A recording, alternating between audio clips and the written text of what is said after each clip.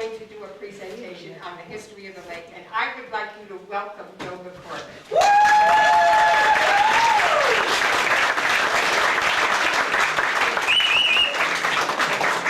Thank you for that introduction, Pat. I forgot that I survived all that. Peter, if you could do the lights, please. Well, Pat and the board thought it would be interesting to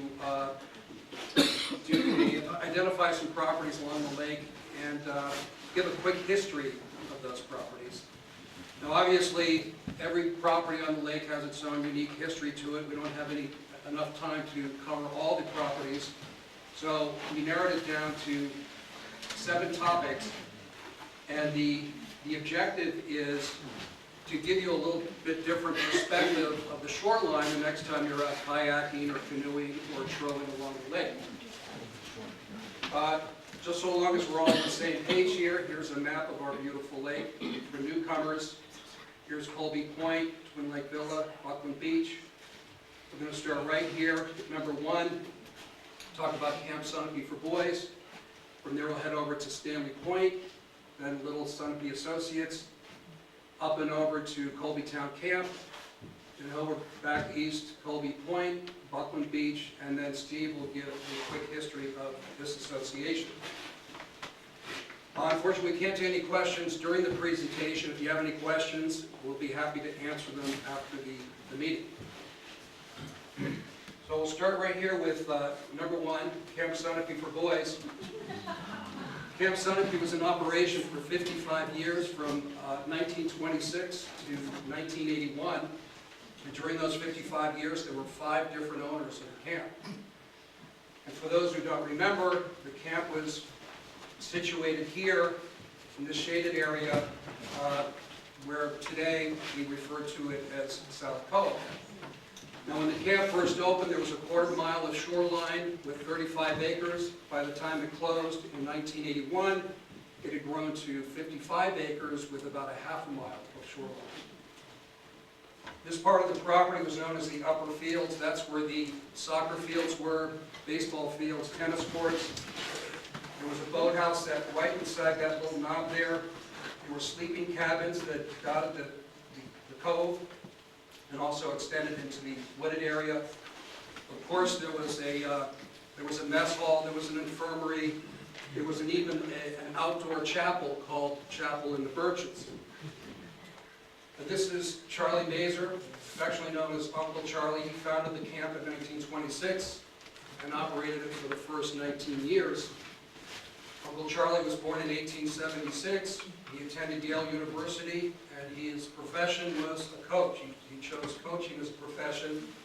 He was a very successful coach. One of his many accomplishments, he was the athletic director and head wrestling coach for 20 years for Franklin and Marshall College in Lancaster, Pennsylvania. Now Uncle Charlie claims that he spent an entire year searching throughout New England looking for the perfect spot to open up a boys' camp. And after 12 months, he selected the 35 acres on the shores of Little Lake Sunapee, and he immediately erected 14 buildings. Now, this is a photo of the mess hall. This was probably taken in the early 1930s. And as the caption says, this was off a promotional brochure that Uncle Charlie put together. It was where the boys were won 3 times a day. Now, Uncle Charlie was married. He and his wife had no children. His wife, Anna Farnsworth Mazer, was very involved with the camp. As a matter of fact, she was the meal planner, and she could very well have planned this meal that we're looking at right here. Now, in May of 1945, Mrs. Mazer passed away. Uncle Charlie was 1 year out of being the athletic director for the camp for Franklin and Marshall College. He was approaching his 70th birthday, so he decided to sell the camp, and he sold it to Richard Dick Ponce. He and his wife owned the camp for 8 years.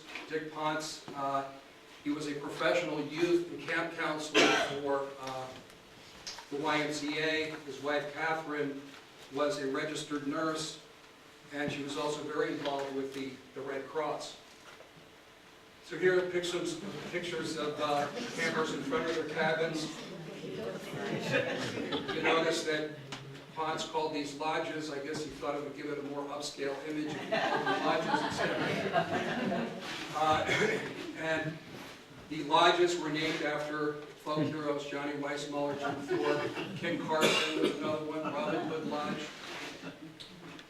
Here they're raising a flag, and yes, that flagpole is a birch tree.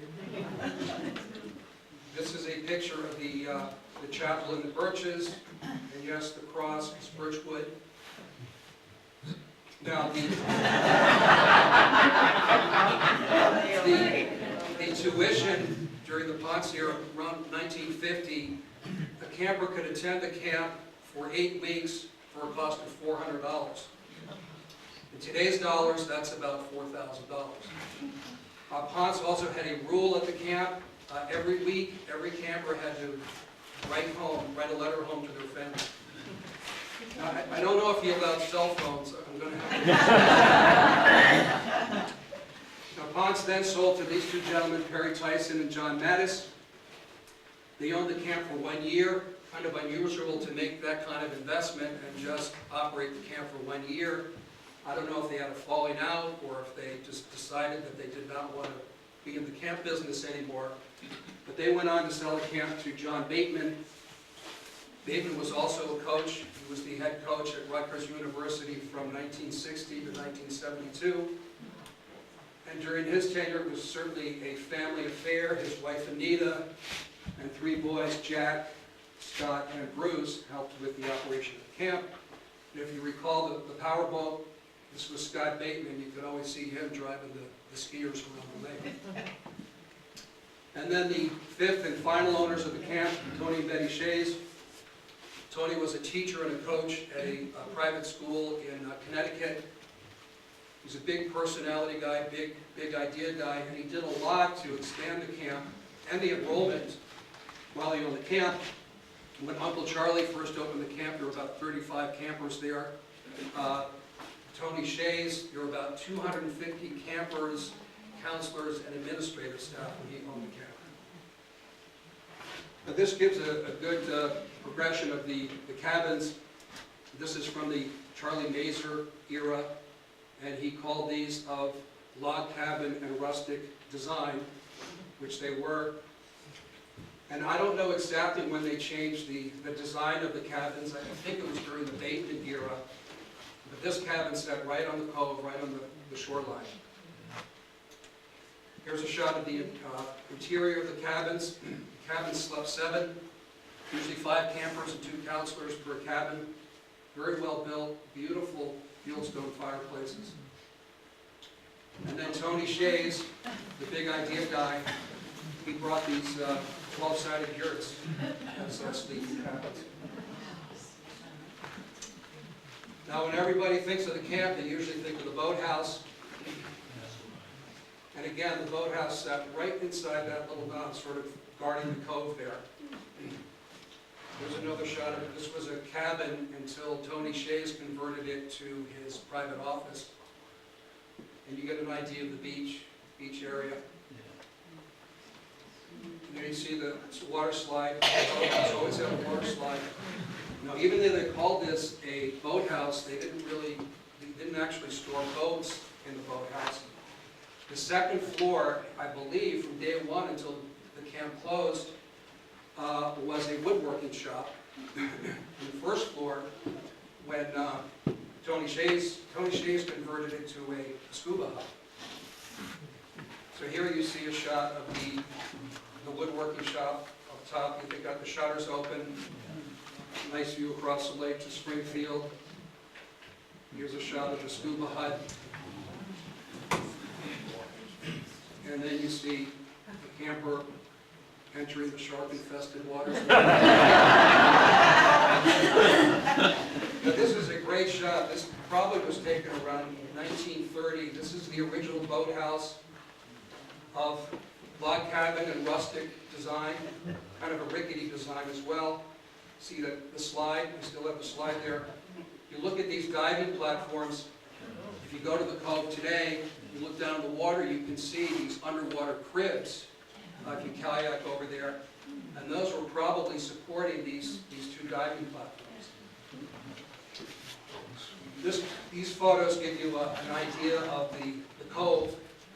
Tony Shays said that for 12 straight summers, he tracked in about 80 cubic yards of high-grade sand just to make sure that the campers had a sandy area to swim and play in.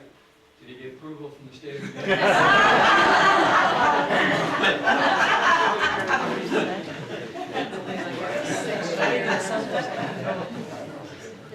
And of course, they had water skiing. This was probably a camp counselor. Look closely, he's skiing barefoot there. And this was taken from the shore, obviously looking up into the cove. And if you're wondering what that mangled piece of metal is, this was known as a jungle float. The big idea, Tony Shays put this in probably around the mid-1970s. And I have to admit, it wasn't the most visually attractive structure of the lake, but you can see the campers certainly did enjoy that. Now here are some campers in a rowboat waving to us. Campers now saluting us, respectful. Here's some campers in the cove, in formation, saluting Old Glory. And this is the cove today. So we had yesterday and today. And thanks to Ron and Vicki Corin for letting us take this photo. Now, by the time 1981 rolled around, real estate taxes were high, operation costs were high. Camp Sunapee just couldn't survive, so after the 1981 summer, the camp closed down for good. And one last point, remember the Batemans, they purchased the camp in 1956, 55 acres of land, half-mile of shoreline, all buildings and land improvements. You want to know how much they paid for it? No.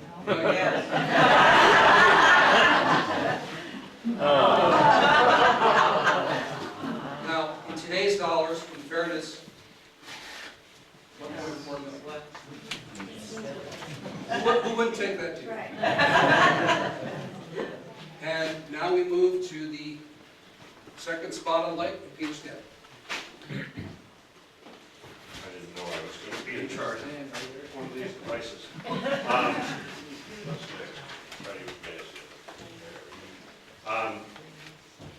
I've had the good fortune, and my family has, to have had access to the lake for many, many years. In 1863, my great-grandfather's father-in-law purchased Stanley Farm on Burpee Hill. Let me see if I can. Okay, this is Burpee Hill up here. And that included a contiguous strip of land on the other side of the road along the lake, which began here and went all the way to right here. So all of that frontage in 1863 was part of Stanley Farm. At the time, my grandfather was not a very astute person, and he had a $50 debt that he tried to dissolve and offered Stanley Point property to resolve that debt, and the man said, "No, never be worth it." Over the years, various and sundry pieces have come out of this parcel. The first piece was here, which is the Boathouse, which will show up later. That is part of Kentland's. That was in 1910. Actually, Kentland's was built in 08, and it was my grandfather's first big contracting job. He was 28 at the time. And it was designed by a famous architect, Prentice Sanger. So this piece came out as part of that, for money. And a lot of the lake went for money over the years because people either couldn't afford it or had other problems. Subsequently, my grandfather continued to be a large contractor and employer in the area, and In the 30s, he was just as affected by the Depression as everyone else. And during that time, two pieces, one approximately here and one over in here, went off to first the Denny's in 1931 and then the Phillips in 1936, all to raise money to continue to pay his crew and keep operating as a general contractor. We ended up, and then later on, a small piece came out to be what is known as Vinton's, and first it was a cottage for my grandmother and grandfather, and then it was sold to my grandmother's brother and his wife. Ultimately, that was Gay, then became Hale. The Hales sold to the Vinton's, and that piece came out. Right now, our property starts right tight to the buildings right there, continues out around the point, around the cove, over to a point right here. It actually angles back on a fairly sharp angle like that. Comprises about 8 acres and a little over 8 acres. It is under conservation easement, as is all of the land from Vinton's, not including Vinton's, all the way to here. All of this property is under conservation easement, including Stanley Point. It does allow for, that conservation easement does allow for us to continue the use of the beach recreationally and to have our boat shed.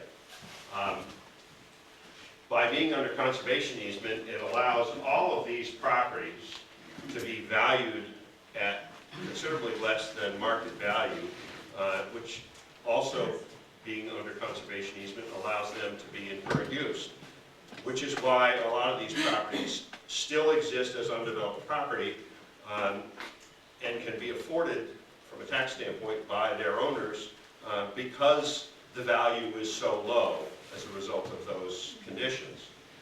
So here Stanley Point continues in my family. So many years later, we formed first a trust in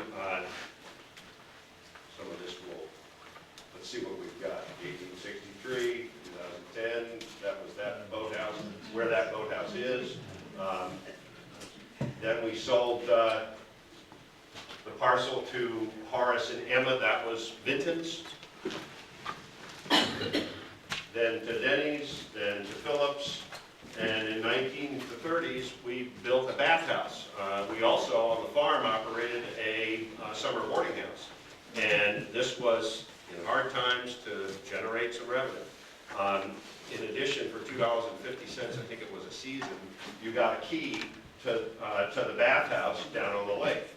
The bathhouse was located back in the woods over here, well within sight of where the loon nest is right now. However, that time and tide have taken its toll. The building is now a pile of rubble that's not even as high as that table. So it's almost gone back to nature, trees growing up out of the middle of it. And the only thing that remains on the beach right now, which you really can barely see, is a 20-foot long boat shed right there, 6 feet wide by 20 feet long.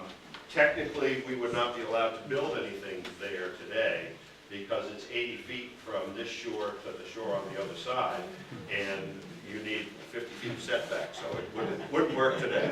However, it was an existing use, and back when the rules permitted it, we got a building permit and replaced the original building, same footprint on the same site, in order to be able to maintain a place to store our stuff. This is about 150 feet of white sandy beach. It seems that all that sand that got put on the beach on the other side of the lake somehow finds its way around. We have never put a grain of sand on here, and it continues to be a beautiful sandy beach all the way out as far out as we swim. There's also, I think everybody knows, there's a red top marker out right off the beach, and that's located right next to a crib that was a raft for beach use way back in the day. Now we have a floating raft like everybody else does. Let's see what's next. Stanley Point Trust was formed in 1966. The really interesting thing about all this, and the farm as well, is that my father and his generation had the wisdom to form the trust as a vehicle to kind of hold the property and make sure that there was no development and that it was very cumbersome, difficult to sell. There were issues with that. Ultimately, we formed a corporation to hold the farm real estate and ended up rolling Stanley Point Trust into that. The idea being that everybody owned shares, and if someone wanted out, their shares could be traded and we were not faced with disposing of land, which had been the process in the past anytime anybody needed money. So it gave us a very useful vehicle for owning and managing our property, and to this day, starting in 1966, we had annual meetings, and from that point until today, the 30th of July this year, we will have another annual meeting where, in this case, it's a shareholders meeting, where we do the business of the farm and the beach and deal with whatever we need to and raise and appropriate the money for whatever purposes we need to accomplish. So that pretty much is it to date. Stanley Farm continues, Stanley Point continues in that vein and will never be developed and always be available to our family. It's a very popular, in the off-season, a very popular spot for kayakers to pull in and to stop and take a break and sit on the beach. We generally don't do much about it because nobody's there. During the summer months, however, from mid to late July until mid to late August, no one would want to go there, including me, because it's got so many of my relatives on it. In fact, Debbie and I cruised by the lunch ramp on a regular basis to take a look across and see how many people are on the beach before we decide to go down. But it works very well, and it's very hard to find tracts of land like this that have been in families for long times that continue and have a mechanism for continuing to be family held on into the future. So, thank you.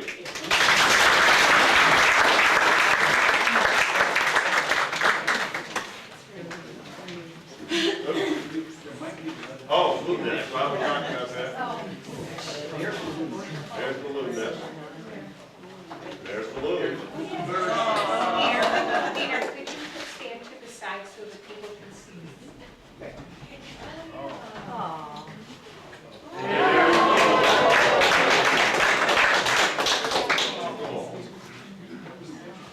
Okay.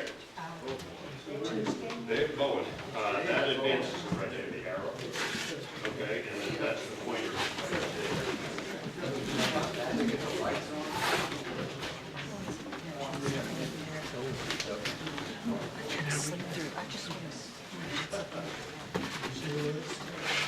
Yeah.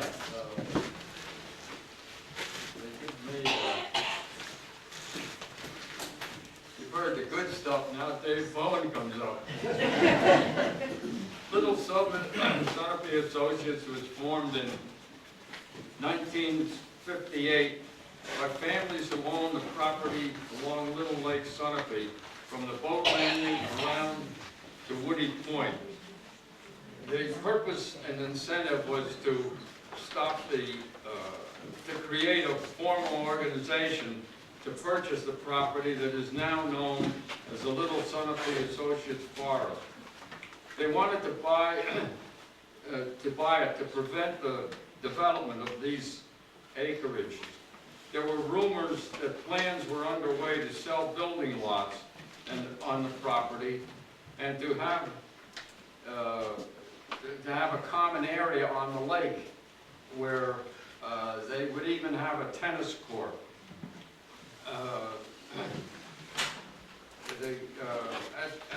At that time, the parcel was approximately 150 acres. When I-89 was constructed, the state took 20 acres to construct Burnt Hill Road to give access to Durgan and Kroll and to the road to Springfield. On August 2nd, 1976, the Little Sunapee Associates got tired of paying taxes and doing the forestry work. So they offered the property to the town of New London, but the offer was turned down. then made arrangements to donate the property to the New England Forestry Foundation, known as NEF. And NEF has harvested timber since that time. In 1989, the associates gave Osmond Sargent a conservation easement on the property. The purpose of this donation was twofold. First, it put a double lock on the door to reinforce the restrictions that were already in place, and it gave some publicity to Osmond Sargent, which then was a very young organization. Use of motor vehicles of any sort is prohibited. Hunting is also prohibited. The forest has a number of trails of varying distances and difficulties. These trails are well maintained and people are encouraged to use them. They are available and suitable for recreation all year round. I'd like to repeat that people are encouraged to use these trails and they're available all year round. These trails are maintained by members of the association. That is my act.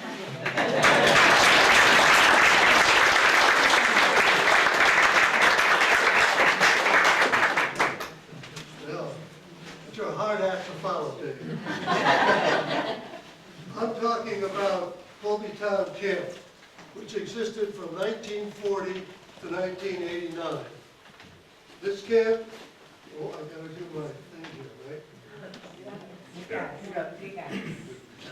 That button right there. Oh, okay. Got it. Oh, okay, right here. Okay, got it. Now, why a camp? And this is, to me, the most fascinating part of the whole thing. That if you realize the mood of America in the 1920s and 1930s was very much filled with xenophobia. And this, in contrast to today's time, the legislature in Washington actually did something to reflect the mood of America. They passed the Chinese Exclusion Act, which is self-explanatory, the National Origins Act, which severely limited immigration from Eastern Europe, and of course in the 1940s, they placed American citizens in camps because of their relationship to a country that we didn't approve of. Now,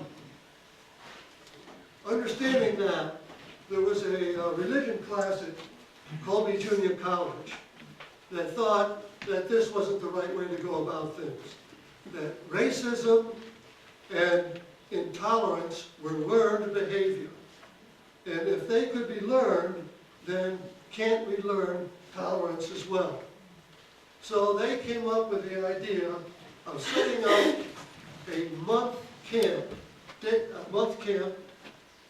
that would bring together various races, religions, and ethnic groups.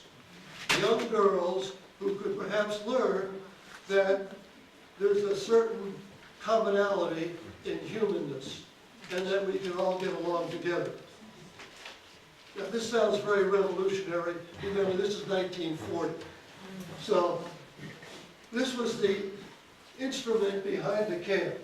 And then the college decided, the religion, well, let's not just talk about it, let's do something about it. So the idea came a month-long camp for 24 young girls.